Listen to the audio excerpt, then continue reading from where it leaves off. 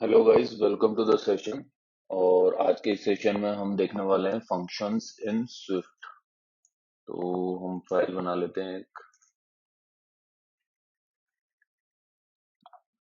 इसको नाम दे देते हैं फंक्शंस।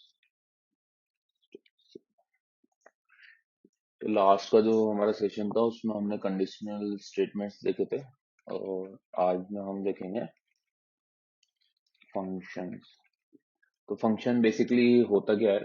फंक्शन एक ब्लॉक ऑफ कोड होता है जो कि कोई टास्क परफॉर्म करने के लिए बनाया जाता है। ठीक है, इसको हम बोल सकते हैं block of code created to execute some task, ऐसा बोल दो। ठीक है, अब फंक्शन बनाने के लिए सबसे पहले आपको एक कीवर्ड यूज लेना होता है, FUNC, फंक। ठीक है, ये आप जब इस पे क्लिक करोगे फंक स्टेटमेंट पे, जैसे ही इस पे एंटर करोगे तो देखो इसका जो बेसिक सिंटेक्स है वो ये होता है, फंक कीवर्ड आएगा, उसके बाद फिर नाम आएगा। ठीक है, नाम के बाद ये ब्रैकेट चालू होंगे, चालू बंद होगा, और इस ब्रैकेट के अंदर पैरामीटर्स आएंगे। ठीक है, और एक रिटर्न वैल्यू आएगी, रिटर्न टाइप, कि ये फंक्शन कुछ वैल्यू रिटर्न करता है क्या या नहीं करता, और फिर फंक्शन बॉडी। ठीक है, अभी हम जो है ये ना लेकर के सिंपल फंक्शन लेते हैं। ठीक है, सिंपल फंक्शन। अब सिंपल फंक्शन में क्या होगा, आपके फंक कीवर्ड आएगा। ठीक है, फंक्शन का नाम आएगा, जैसे हम ले लेते हैं प्रिंट हेलो। ये हमने एक फंक्शन का नाम ले दिया। अब इसके आगे ब्रैकेट लगाएंगे। ठीक है, ऐसे चालू बंद कर देंगे, और इन ब्रैकेट्स के बाद कर्ली ब्रेसेस स्टार्ट और बंद, यानी कि ये ब्लॉक। अब इसके अंदर हम प्रिंट करवा देंगे हेलो। ठीक है, अब हमने क्या किया, मान लो हमारे कोड में हमें जरूरत है हेलो प्रिंट कराने की, और अलग अलग जगह पे प्रिंट कराने की जरूरत है। तो अभी अगर हमें अलग अलग जगह प्रिंट कराना होता तो हम क्या करते, प्रिंट स्टेटमेंट का यूज करते और हेलो लिखते सब जगह पर जहां जहां पे भी अपना जहां जहां पे भी इसकी रिक्वायरमेंट है। बट अब क्या होगा, हम केवल क्या करेंगे, एक फंक्शन बना देंगे। वो फंक्शन क्या करेगा, प्रिंट हेलो स्टेटमेंट उसके अंदर डाल देंगे तो वो हेलो को प्रिंट कर देगा। अब जहां जहां पे भी हमें रिक्वायरमेंट होगी कि हमें हेलो प्रिंट करवाना है, तो हम इस फंक्शन को कॉल कर देंगे वहां से। तो बेसिकली ये क्या करेगा, इसको प्रिंट कर देगा। अब इससे एक फायदा तो ये होगा कि आपकी जो कोड की फ्लेक्सिबिलिटी है वो बढ़ जाएगी। कोड आपको रिपीटेटिव कोड नहीं करना पड़ेगा, हर जगह आपको print hello print hello print hello ये लिखने की जरूरत नहीं है। इसके अलावा आप इसको एक्सेस करके इजीली यूज में ले सकते हो। ठीक है, और दूसरी चीज, इन फ्यूचर मान लो यहाँ पे हमको कुछ चेंज करना हुआ, प्रिंट हेलो के साथ हमें मान लो कोई वर्ड और भी कुछ टेक्स्ट एडिट करना है, तो आप डायरेक्ट इस फंक्शन में आके उसको एडिट करोगे तो सब जगह जहां जहां पे भी ये फंक्शन कॉल हो रहा है वहां पे ऑटोमेटिकली अपडेट हो जाएगा। लेकिन अगर आप केवल प्रिंट स्टेटमेंट का यूज करते तो आपको सब जगह जाकर के इंडिविजुअल उसको अपडेट करना पड़ता। तो कहने का सेंस ये है कि मान लो अगर आप इसको ऐसे लिखते प्रिंट हेलो, ठीक है, और इसी को मैं 10 जगह यूज कर रहा हूँ, तो मैं 10 जगह इसको ऐसे प्रिंट कर देता। अब मान लो इसमें हेलो के बाद मुझे ये एक्सक्लेमेशन मार्क ना लगा करके वर्ल्ड वर्ल्ड लिखना। ठीक है ना, तो अब मैंने क्या किया, यहाँ पे केवल एक जगह चेंज किया, और यहाँ पे क्या हो रहा है, मुझे यहाँ पे भी चेंज करना पड़ेगा, यहाँ पे भी चेंज करना पड़ेगा, यहाँ पे भी, यहाँ पे भी, यहाँ पे भी। ठीक है, बट अगर इसी प्रिंट स्टेटमेंट की जगह मैं इस फंक्शन को कॉल करा देता, ये जो फंक्शन बनाया मैंने इसी को कॉल करा देता प्रिंट हेलो, तो आप इसको कितनी बार कॉल कराओ, ये हेलो वर्ल्ड को प्रिंट कर देगा, ना कि अपन को यहाँ पे अब चेंज करने की जरूरत है कुछ भी। तो ये आपकी फ्लेक्सिबिलिटी और यूजेबिलिटी के काम आता है। ठीक है, ये आपका एक ब्लॉक ऑफ कोड हो गया। ठीक है, जो एग्जीक्यूट करेगा कोई टास्क। अभी हम इसमें कौन सा टास्क परफॉर्म करा रहे हैं, प्रिंट कराने का हेलो वर्ल्ड को। फंक कीवर्ड इसमें यूज में लेते हैं। ठीक है, फिर आता है आपके फंक्शन का नाम, और नाम के आगे आते हैं आपके ब्रैकेट। ठीक है, और फिर ये ब्लॉक ऑफ कोड। अब आप देख सकते हो यहाँ पे प्रिंट हो गया हेलो वर्ल्ड। अब मुझे अगर चेंज करना है कुछ भी तो मैं केवल इस फंक्शन में चेंज कर दूंगा, और वो ऑटोमेटिकली जहां जहां पे भी यूज में आएगा वहां पे चेंज हो जाएगा। तो ये यूज होता है आपका फंक्शन का। ये हो गया अपना। अब इसके बाद हम देखते हैं पैरामीटर फंक्शन, मतलब जिसके अंदर हम पैरामीटर लेते हैं। तो पैरामीटर बेसिकली क्या होता है, कोई वैल्यू आप अगर फंक्शन के अंदर पास करना चाहते हो। फॉर एग्जांपल मुझे अभी एक फंक्शन बनाना है, ठीक है, जो क्या करे, एडिशन करे दो वैल्यू का। तो उसके लिए मैं क्या करूंगा, फंक कीवर्ड लिया, देन एडिशन करना है तो मैं ले लेता हूं एड वैल्यूज। ये मैंने एक फंक्शन बना दिया, इसके आगे मैं ब्रैकेट लगाऊंगा, देन ब्लॉक ऑफ कोड, इसके अंदर हम कोड लिखेंगे। तो सबसे पहले तो दो वैल्यू का ऐड करना है अपन को, ऐड वैल्यूज करनी है, ठीक है। कौन सी वैल्यू, जो भी वैल्यू इसको मिले, तो इसको मिलने के लिए सबसे पहले तो इसको लेनी भी पड़ेगी वो वैल्यू। तो वो वैल्यू लेता ये कैसे है, यहाँ पे आपको डिफाइन करनी पड़ेगी वो वैल्यूज। तो आपको यहाँ पे लिखना है वैल्यू का नाम वैल्यू 1, ठीक है, फिर कॉलन, और ये किस टाइप की वैल्यू को लेगा, सपोज इंटीजर को ले रहा है, कोमा वैल्यू 2, ये किस टाइप की वैल्यू है, इंटीजर, ठीक है। अब हम यहाँ पे प्रिंट करा देते हैं वैल्यू 1 प्लस वैल्यू 2। तो ये क्या प्रिंट कर देगा, जो भी वैल्यू 1 होगा और वैल्यू 2 होगा उसको ऐड करके प्रिंट कर देगा यहाँ पे, ठीक है। तो हमने दो वैल्यूज को ऐड करके प्रिंट करवाया अभी। अब इनको क्या बोलते हैं हम, पैरामीटर्स, ठीक है। फंक्शन के क्या होते हैं, पैरामीटर्स, जो ब्रैकेट के अंदर आएंगे वो फंक्शन के क्या होंगे, पैरामीटर। फंक्शन में आप पैरामीटर पास कैसे करते हो, ये जो हमने लिखा था ये होता है, इसको बोलते हैं हम calling, function calling, function calling. Function को कॉल करना होता है, जहां पे भी हम फंक्शन को यूज में लेना चाहते हैं तो हमें उसको कॉल करना पड़ेगा, ठीक है। जैसे हम उसको कॉल करेंगे तो ये उसको एग्जीक्यूट कर देगा। अब हम ऐड वैल्यूज करते हैं, ऐड वैल्यू। अब जैसे ही आप देखो ऐड वैल्यू लिखोगे, यहाँ पे लिखा हुआ आ गया वैल्यू 1 एंड वैल्यू 2, ठीक है। तो ये बता रहे हैं दो पैरामीटर ले रहा है आपके। जैसे आप इस पे एंटर करोगे, वैल्यू 1 इंटीजर टाइप की आएगी, तो मैंने यहाँ पे दे दिया 10, और वैल्यू 2 ये भी इंटीजर टाइप की आएगी, मैंने यहाँ पे भी दे दिया 10। अब जैसे मैं इसको एग्जीक्यूट कराऊंगा तो यहाँ पे प्रिंट हो जाएगा 20, ठीक है। वैल्यू 1 और वैल्यू 2 को प्रिंट करा देगा। ऐसे ही मैं यहाँ पे अगर 100 कर देता तो ये 110 प्रिंट कर देता, ठीक है। ये हो गया आपका पैरामीटर।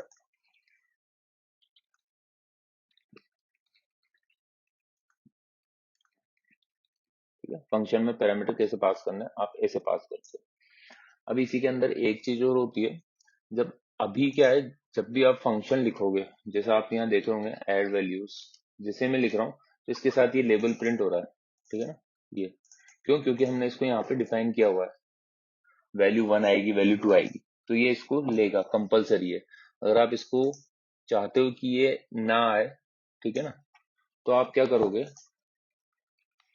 इसको कर दोगे इस तरीके से, function suppose multiply, multiply values, आपको यहाँ पे लगाना है अंडरस्कोर, ठीक है। उसके बाद देना है स्पेस, देन देना है वैल्यू 1 कॉलन, जो भी आपका टाइप है वो, then underscore space value 2 colon, जो भी आपको टाइप देना टाइप, ठीक है। देन प्रिंट, मल्टीप्लाई कराना है तो वैल्यू 1 स्ट्रिक वैल्यू 2 प्रिंट करा देंगे। अब इसको हम कॉल कराएंगे। अब आप देखना, जैसे मैं लिखता हूँ मल्टीपल वैल्यूज, जैसे एंटर किया, हमको केवल अब यहाँ पे वैल्यूज पास करनी है, ठीक है। ये जो आप डॉक्यूमेंट देखोगे, डॉक्यूमेंट के अंदर ये ओमिटिंग पैरामीटर लेवल्स, ठीक है, ये जो है अंडरस्कोर, इसको बोलते हैं ओमिटिंग पैरामीटर, मतलब हमें वहां पे इस लेवल को लिखने की जरूरत नहीं है, तो उसको ओमिट करना होता है हमें, तो ये अंडरस्कोर लगाओगे तो ये ओमिटिंग पैरामीटर हो जाएगा, मतलब आपको उस पैरामीटर का नाम लिखने की जरूरत नहीं, डायरेक्ट आप वैल्यूज पास कर लो। जैसे आप वैल्यू पास करोगे तो बाय डिफॉल्ट फर्स्ट पे जो वैल्यू है वो वैल्यू 1 को मिलेगी, सेकंड पे जो वैल्यू है वो वैल्यू 2 को मिलेगी। ऐसे अगर ज्यादा है तो वो एक एक करके मिलती जाएगी स्टेप बाय स्टेप। वैल्यू 1 इसमें जाएगी, ये सॉरी ये वैल्यू 1 में जाएगा और ये वैल्यू 2 में जाएगा। इसको प्रिंट कराओगे तो ये प्रिंट कर देगा 20। ठीक है, इसको बोलते हैं ओमिटिंग पैरामीटर्स। इसके बाद आता है रिटर्न। ठीक है, इसके बाद आता है फंक्शन विद रिटर्न वैल्यू। हमें कई बार जरूरत पड़ती है कि हम कोई ऐसा ब्लॉक ऑफ कोड लिखें जो कोई टास्क परफॉर्म करे और उसके बाद उसका जो भी रिजल्ट आता है वो आपको वापस से रिटर्न करे। तो फॉर एग्जांपल अभी हमने बनाया था ऐड मल्टी ऐड का और मल्टीप्लिकेशन का। अब हम अभी तो यहाँ क्या कर रहे हैं, सिंपल इसको प्रिंट करवा रहे हैं, लेकिन हम चाहते हैं इसकी जो भी वैल्यू हो वो जहां पे फंक्शन कॉल हो रहा है इसको मिल जाए। तो इसके लिए हम क्या करेंगे, हम एक फंक्शन बनाते हैं। फंक्शन हम लेते हैं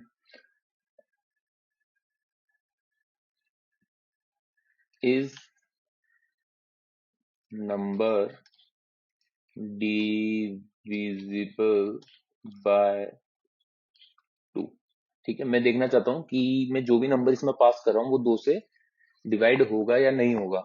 ठीक है, इसमें हमें नंबर लेना है, तो हम ले लेते हैं नंबर, या फिर इसमें ले लेते हैं वैल्यू। ये आएगी आपकी इंटीजर टाइप की ओनली। अब देखो, इस फंक्शन का मैंने क्या नाम लिया, इज नंबर डिविजिबल बाय 2, यानी कि ये नंबर, ये जो फंक्शन है बेसिकली, ये फंक्शन क्या चेक करेगा, फंक्शन ये चेक करेगा कि जो भी वैल्यू इसमें आ रही है, जो भी पैरामीटर हम पास कर रहे हैं इसके अंदर, वो पैरामीटर जो है 2 से डिविजिबल है या नहीं है। ठीक है, अगर होता है तो हम क्या करेंगे, इसको ट्रू भेजेंगे, ये रिटर्न करेगा ट्रू को, और अगर नहीं होता तो ये रिटर्न करेगा फॉल्स को। तो रिटर्न करने के लिए आपको क्या करना है, जहां पे फंक्शन का नाम खत्म होता है पैरामीटर के साथ, उसके आगे स्पेस देना है, हाइफन और ग्रेटर देन का साइन बनाना है।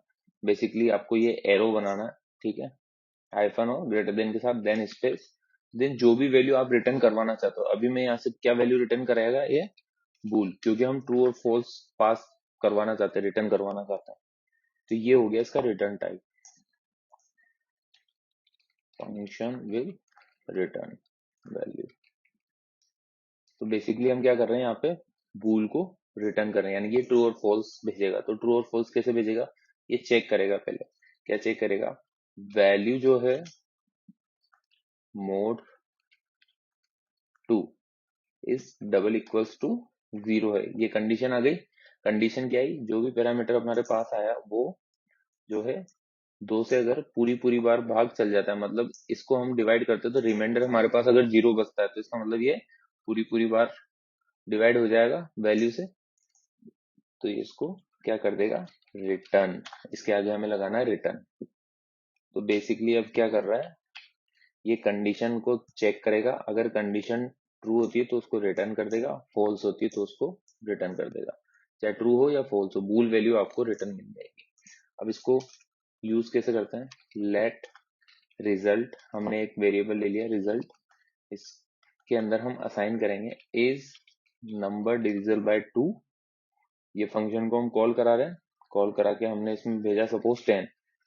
अब ये जाएगा इसके अंदर, चेक करेगा, फिर ये रिटर्न करेगा बूल को, ट्रू और फॉल्स को, वो जाके किसके अंदर स्टोर होगी, रिजल्ट के अंदर। तो बाय डिफॉल्ट अब रिजल्ट किस टाइप का है, अगर आप इसको प्रिंट कराओगे, प्रिंट रिजल्ट, तो आप देखोगे बूल टाइप का आ रहा है। क्यों, क्योंकि हम इसकी वैल्यू कहाँ से ले रहे हैं, इस वाले फंक्शन से, और ये वाला फंक्शन हमें कौन सी वैल्यू रिटर्न कर रहा है, बूल वैल्यू।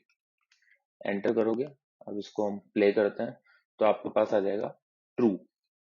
ठीक है, क्योंकि डिविजिबल है। अगर मैं इसी को अगर कर दूं 253 एंड देन इसको रिजल्ट करूँ तो फॉल्स, मतलब डिविजिबल नहीं है इसके पूरी पूरी बार, रिमाइंडर बचेगा इसके अंदर बेसिकली। तो ये हो गया आपका फंक्शन विद रिटर्न। अगर आप यहाँ पे इसको नहीं लगाते, ठीक है, फॉर एग्जाम्पल, तो आपको ये क्या है, एक वार्निंग देता है जब आप कोड करोगे। इसको प्ले कर दो, प्ले तो हो जाएगा, प्ले में कोई दिक्कत नहीं आएगी। लेकिन ये जब आप एक्चुअल कोड करोगे ना, तो प्रोजेक्ट के अंदर, तो ये आपको वार्निंग देगा कि ये जो वैल्यू है ये यूज नहीं आ रही कहीं पे, ये जो वैल्यू रिटर्न कर रहा है ना, इसको कहीं पे आप स्टोर नहीं करा रहे हो। ठीक है ना, तो आपको स्टोर करानी भी पड़ती है, नहीं तो ये वार्निंग देता है, ओनली वार्निंग देगा, एरर नहीं देगा। अब दूसरी चीज, मान लो आपको ये वैल्यू नहीं लेनी है, मतलब आपको केवल कॉल कराना है, बट वैल्यू को कहीं पे स्टोर मतलब किसी वेरिएबल में नहीं लेना है। तो आप क्या कर सकते हो, let underscore is equals to, ठीक है ना। तो ये भी सही है, आप ये अंडरस्कोर लगा सकते हो बेसिकली। जब भी आपको वैल्यू, जो वैल्यू रिटर्न हो रही है उसको किसी वेरिएबल वगैरह में नहीं डालना होता है, तो आप अंडरस्कोर का यूज कर सकते हो। इसको हम अभी पहले जैसा कर देते हैं, यहाँ पे प्रिंट करवा देते हैं, प्रिंट रिजल्ट। ये हो गया आपका फंक्शन विद रिटर्न वैल्यूज। अच्छा, इसके अंदर एक चीज और होती है, ये देखते हैं हम इसके अंदर, पैरामीटर लेबल। कई बार क्या होता है, जब भी हम कोई फंक्शन बनाते हैं तो हमने नेमिंग कन्वेंशन में देखा था कि जब भी आप कोई नाम लिखो, चाहे वो वेरिएबल हो, चाहे फंक्शन हो, चाहे कुछ भी हो, उसका नाम अपन को ऐसे देना है कि वो इजीली अंडरस्टैंडेबल हो दूसरे डेवलपर्स के लिए या किसी दूसरे पर्सन के लिए जो उस कोड को चेक कर रहा है। जैसे अभी हमने इसका नाम दिया इज नंबर डिविजिबल बाय 2, तो ये साफ बता रहा है कि यहाँ पे हम क्या चेक कर रहे हैं कि ये 2 से डिवाइड होता है या नहीं होता।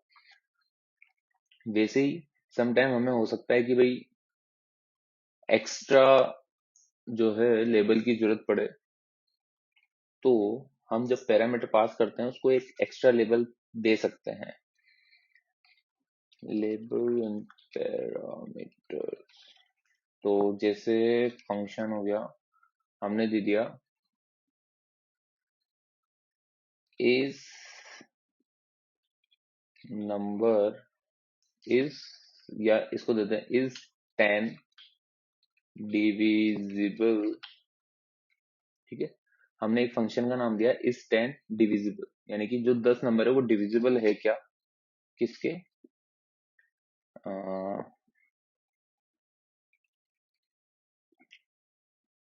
किससे डिविजिबल है, इस वैल्यू से, एंड ठीक है। अब यहाँ पे हम क्या करते हैं, रिटर्न करते हैं, रिटर्न, यहाँ पे हम बूल वैल्यू रिटर्न करेंगे, क्योंकि हम 10 को चेक कर रहे हैं, 10 मोड जो भी वैल्यू आई अपने पास वैल्यू, ठीक है, इसको रिटर्न कर देगा is double equal to 0। Simple, same जो हमने ऊपर देखा था, ऊपर वाला और इस वाले में कोई डिफरेंस नहीं है। अभी यहाँ पे हम क्या चेक कर रहे हैं, इज 10 डिविजिबल, क्या 10 डिविजिबल है किससे, इस वैल्यू से। बट अगर आप इस पे एक लेवल और ऐड कर दो, अभी इसको पहले तो हम रन करते हैं, है ना, print is 10 divisible by value 2, 2 से डिविजिबल है क्या, तो ये आपको ट्रू देगा, ट्रू आ गया, ठीक है। अब अगर आप इस फंक्शन को देखोगे तो इसमें आप अगर एक एक्स्ट्रा लेबल लगा दोगे तो ये बहुत ही मतलब परफेक्ट नाम हो जाएगा। कैसे, इज 10 डिविजिबल बाय, ठीक है। यहाँ पे आप कुछ भी लिख सकते हो, ये एक तरीके का टेक्स्ट होता है, लेबल होता है, जो काम आता है आपके नेमिंग कन्वेंशन को और बेटर करने के लिए, फंक्शन के नाम को शॉर्ट करने के लिए। अब ये शॉर्ट कैसे होगा, देखो अभी आपने क्या लिखा, इज 10 डिविजिबल बाय, यहाँ पे हमने वैल्यू पास कर दी, ठीक है। ये पैरामीटर का नाम तो क्या हो गया, वैल्यू, और लेबल क्या ऐड किया इसमें, बाय। जब भी आप लेबल ऐड करते हो, तो जब भी आप फंक्शन कॉल कराओगे, तो फंक्शन कॉल कराते टाइम आपको क्या यूज में लेना है, लेबल को, ना कि पैरामीटर को, पैरामीटर के नाम को नहीं लेना है। तो अब जब ये कॉल होगा तो ये किस तरीके से कॉल होगा, उसको पूरा लिख के बताता हूँ मैं, इज 10 डिविजिबल, देखो यहाँ पे आ गया ऑटोमेटिकली बाय, वैल्यू हट गया। अब ये किसको लेगा, इस लेबल को, ना कि पैरामीटर के नाम को, ठीक है। तो अब जब आप इसको कॉल कर रहे हो तो देखो इजीली समझ में आ रहा है, हम क्या चेक कर रहे हैं, इज 10 डिविजिबल बाय 2, देन इसको अगेन रन कर दो, ट्रू।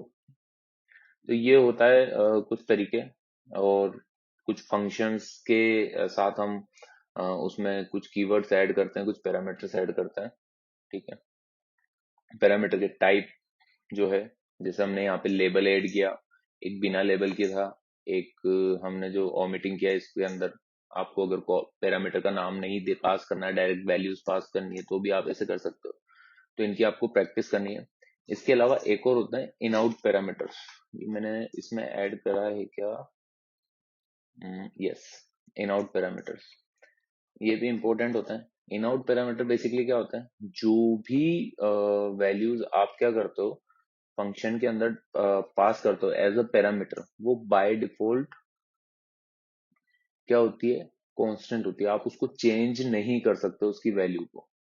फॉर एग्जाम्पल अभी जैसे मैंने यहाँ पे 2 पास किया ना, तो मैं यहाँ पे क्या नहीं कर सकता, वैल्यू इज इक्वल्स टू 10 ऐसे नहीं कर सकता। ठीक है, इसको आप रन करो एक बार, यहाँ पे आ गया error, function value is a let constant. Basically ये क्या होती है, कांस्टेंट टाइप की होती है, यानी कि आप इसकी वैल्यू को चेंज नहीं कर सकते जो अंदर जो पैरामीटर पास करते हो। तो इसके लिए अगर मान लो आपके पास कोई ऐसी कंडीशन कि आपको चेंज करना है, for example function print name, ठीक है, इसके अंदर मैंने एक वैल्यू ले ली नेम स्ट्रिंग टाइप की, यहाँ पे मैं क्या कर रहा हूँ, इसको प्रिंट करा रहा हूँ, सॉरी इसको प्रिंट करा रहा हूँ, और प्रिंट कराता हूँ मैं नेम स्पेस और ब्रैकेट के साथ नेम, जो भी वैल्यू आई है उसको प्रिंट करा देता हूँ। अभी अगर मैं इस फंक्शन को कॉल करूंगा प्रिंट नेम, यहाँ पे मैं कर देता हूँ स्विफ्ट,